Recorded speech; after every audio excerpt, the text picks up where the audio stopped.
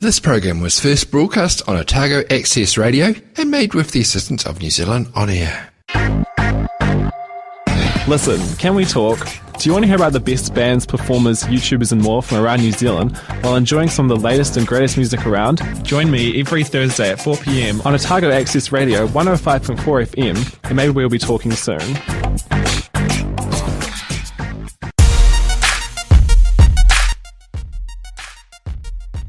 Well, I'll start because I've been employed to start it. So I have been recently employed by Dunedin Stopping Violence and DCAF, which is Dunedin Collaboration Against Family Violence, to be a coordinator for a brand new program here in Dunedin. Actually, I don't want to say program, I want to say campaign, because campaign has more force to it than a program. Programs come and go. Campaigns are ultimately something that might change things forever, and I'm thinking big. And so the idea is that I've been funded by Te Punanga Haumaru, which is a Ministry of Social Development subgroup, and they're really noticing that bullying is prevalent everywhere still, even though there's a lot of programs in schools and in communities and in churches and wherever, but there still seems to be this massive problem with bullying. And so they're asking that community workers, youth workers and social workers come together from the community and see if the young people of their communities are interested in creating something from them for them. So it's from youth for youth. I actually don't get a lot of say in this campaign, but I am able to bring the people that may be able to teach you a little bit more about what you want to spread out there as a campaign. So that's a little bit about it. Yeah, cool. And if people want to get involved, they can come along and join us. And we're going to be here in the community building, Otago Access Radio building on Tuesdays at 4. Yes. And everyone can come along. I need to book that. Thanks. Dommy, how did you find out about this? Well, my mate Tyron Tutaki, he basically hit me up, messaged me and said, I think he was hinting at me, he was like, oh, do you know anyone that would be interested in an anti-bullying campaign? And I was like, are you hinting? And he was like, maybe. And so basically I messaged Tan, sent her an email and just told her who I was and that I'd be incredibly interested in it because I just have a passion and want to stop bullying and all of that, and I thought it would be an awesome thing to get amongst. So yeah, it's been quite interesting being able to access young people, which sounds kind of weird, but because I'm not a youth worker anymore, I've been studying for 5 years, I've kind of lost touch with the community and how to do that. And so how it came about that I met Tyron was that Alan Hall had a play, The Laramie Project, and I think they came and did a talk here at Otago Access Radio, which was a gay hate crime, and so they performed it, and then they had me coordinating a conversation afterwards, and just fortunately they had all the schools there, and so it was really awesome because it created this massive conversation about, is it still happening? Do you think this town acts like that, and why do we still have that as a culture? So it was pretty phenomenal actually. I think half of the anti-bullying campaigners are from that play. Well, I've seen all kinds of bullying. I mean, I find myself quite predominant in like the gaming scene. You've like heard stories all about that, and I've been a bouncer, so I know like all the drunken bullying as well. So yeah, I've seen my fair share of bullying. Bystanders, that's kind of what I'm thinking about this campaign, where we can be very strong, is that if a bystander intervenes within the first 5 seconds of bullying, half of the incidences of bullying stop. Yeah. That's massive. That is massive. So, and I mean, it's a bit scary, right, to be standing there and you see something that is really uncomfortable, but you want to stop it, but maybe you can't. So there's other ways of doing that, and that's going up to the victim, the person being bullied, and really supporting them and going, hey, that was so uncool, you didn't deserve that behaviour. And that empowers the victim and kind of disenables the bully because they're not getting what they want, which is to isolate a person. Yeah. Well, I found online a few statistics, a word that I can't really say. I'm just going to read a few of them out now. So it says 1 student in every 4 schools is affected by bullying.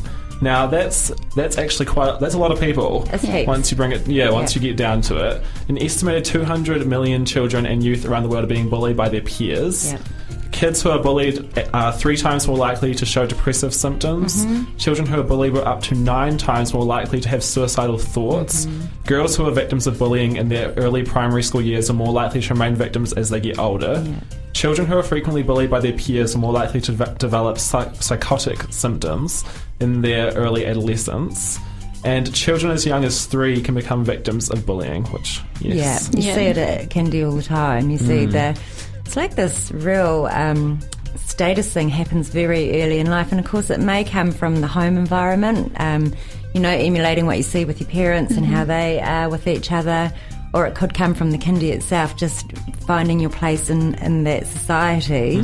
And if you're naturally a lover and not a hater, then you're a little bit more susceptible to that. And another statistic about the bullying is that anybody that bullies is more than likely to go to prison than someone that doesn't. I read that one as well. That's more likely to have a criminal record when you're older. Yeah, so it's really, really interesting to think about how many of our people in the prisons, what were their stories. That's why I'm fascinated by this work. It's actually more about our stories. Why are we the people we are, and why? How can we change that culture in a really compassionate way, and not in a, you're bad. Yeah.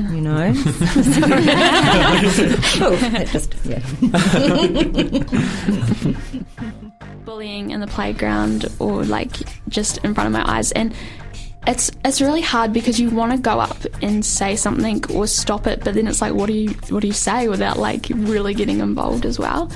But yeah.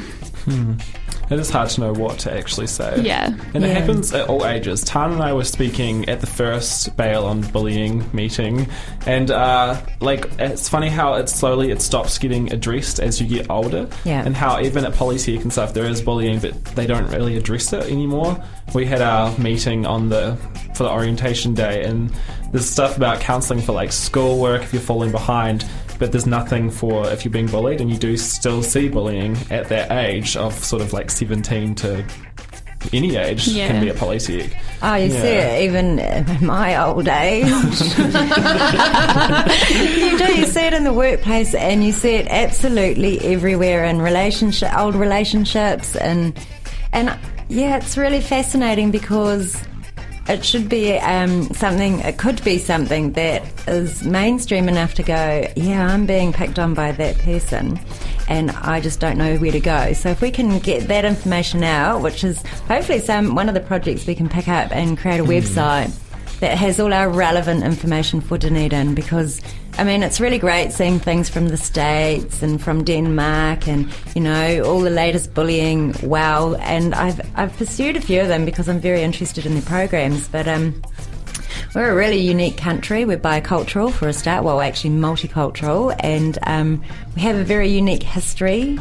And that history has created a lot of what goes on in our world today for New Zealand, So if we make a website that's relevant to our culture, then it's going to be a very unique website. And that's going to be a bit of study. It's going to be about young people that want to research that and put stuff up and keep it current and keep it valid and keep it fun and keep it serious and, make it approachable for anybody that wants to know about the resources that are still available or that we can create. Yeah, there's a lot that we're going to do with this campaign. My God, I'm so excited. We've got lots of ideas. So if you want to come along and join us, then do it. Yes, definitely. The more a campaign always starts with a couple of people. Are you in your 20s and not sure what to do with your life? Stop what you're doing and tune into the 20-somethings Guide to Life every second Tuesday at 6 on Otago Access Radio 105.4 FM. Your hosts, Tahora, Hannah and Mark, bring you the latest discussions on issues facing 20-somethings. Advice ranging from how to succeed at CV writing to arranging your fridge properly. Every episode we'll be joined by someone who has achieved success in their own life, and they'll share their advice with all of us. That's the 20-somethings Guide to Life every second Tuesday at 6 p.m. You can also find us on iTunes. For more information on the show, go to the 20somethingsguidetolife.squarespace.com.